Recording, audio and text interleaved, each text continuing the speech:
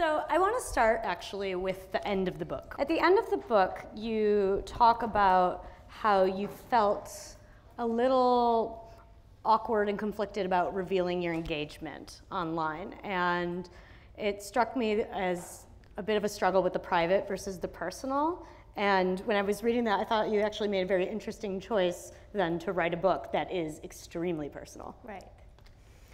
So what I'm going to answer is what I say very commonly to this question, that on the Myers-Briggs scale, I score an 88% extrovert. And so I know you didn't want to use the word brave, but I think it would have been more brave for me not to write a book that was incredibly personal.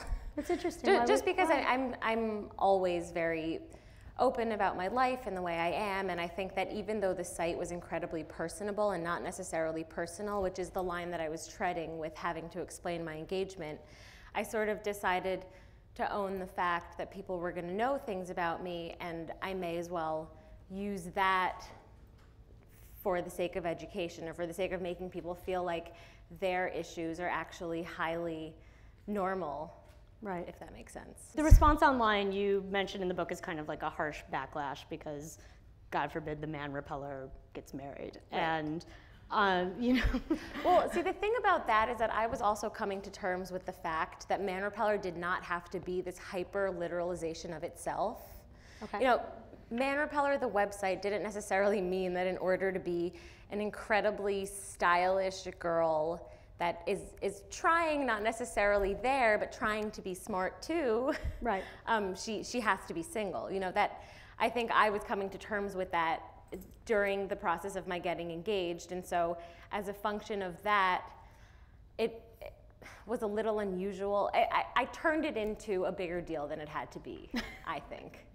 Calling yourself the Man Repeller, it's actually not about proactively repelling men, is it? No, definitely not. I think that the trajectory of the site has changed so much since launch. I was only 20 when I started the site. I was a junior in college and therefore highly ignorant.